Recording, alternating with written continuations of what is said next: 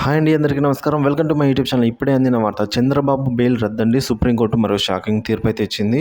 So ఆ తీర్పు ఏంటి, అసలు ఏమి ఇచ్చిందన్న పూర్తి వివరాలు ఈ వీడియోలో తెలుసుకుందాం. వీడియో అయితే ఎక్కడికైనా స్కిప్ చేయకుండా ఎండ్ వరకు అయితే చూసేయండి.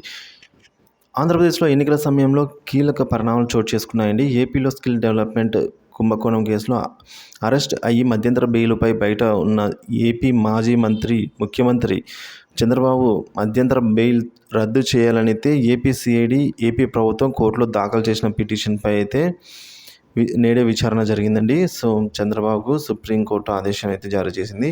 ఇక ఈ కేసును విచారించిన సుప్రీంకోర్టు మధ్యంతర బెయిల్పై ఉన్న మాజీ ముఖ్యమంత్రి చంద్రబాబు గారికి కీలక ఆదేశాలను ఇచ్చిందండి. ఆంధ్రప్రదేశ్ స్కిల్ డెవలప్మెంట్ కేసు పూర్తి అయ్యే వరకు కోర్టు ఇచ్చిన ఆదేశాలను ఉల్లంఘించరాదు అని అయితే ఆదేశాలు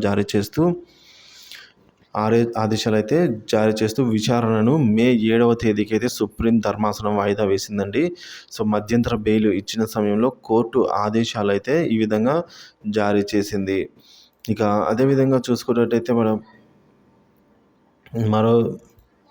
ఇక సిఐడి వాదనలండి. సో మళ్ళీ విచారణ అప్పుడే అంటున్నారు. సో తాము అధికారంలోకి వచ్చిన తర్వాత సదరు అధికారులపైన చర్యలు తీసుకుంటామని హెచ్చరిస్తున్నారండి తెదేపా పార్టీ నాయకులు. సో సుప్రీంకోర్టులో చంద్రబాబు మధ్యంతర బెయిల్ను రద్దు పిటిషన్పై వాదనలు అయితే ఈ విధంగా ఉన్నాయి.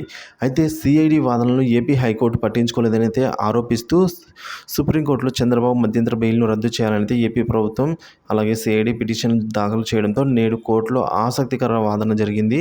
సో ప్రస్తుతం స్కిల్ డెవలప్మెంట్ కేసులో విచారణ ఉందని బాబు కుమారుడు నారా లోకేష్ సిఐడి అధికారుల పేర్లను రెడ్ డైరీలో అయితే నోట్ చేసుకున్నారని అయితే చెప్తూ ఉన్నారండి. సో మళ్ళీ విచారణ అయితే ఎప్పుడు ఉంటుంది అంటే, తాము అధికారంలోకి వచ్చిన తర్వాత సదరు అధికారులపై చర్యలు తీసుకుంటామని హెచ్చరిస్తున్నారని, దీనివల్ల అధికారులపైన తీవ్ర ప్రభావం పడుతుందని అయితే ఏపీ సిఐడి కోర్టు వాదించిందండి. ఇది కోర్టు ఉల్లంఘన కిందికే వస్తుందని, ఈ క్రమంలో చంద్రబాబు బెయిల్ పిటిషన్ రద్దు చేయాలనేదే కోర్టు వాదించింది. అయితే ఇరుపక్షాల వాదనలు విన్న సుప్రీంకోర్టు ఏపీ హైకోర్టు ఇచ్చిన ఆదేశాలను ఉల్లంఘించరాదు చంద్రబాబుకు సూచన చేస్తూ ఈ కేసు విచారణను మే 7వ తేదీకి అయితే వాయిదా వేసిందండి. సో మళ్ళీ విచారణ అయితే మే 7వ తేదీ అయితే ఉండబోతోంది. చంద్రబాబుకు సంబంధించిన స్కిల్ డెవలప్మెంట్ కేసు.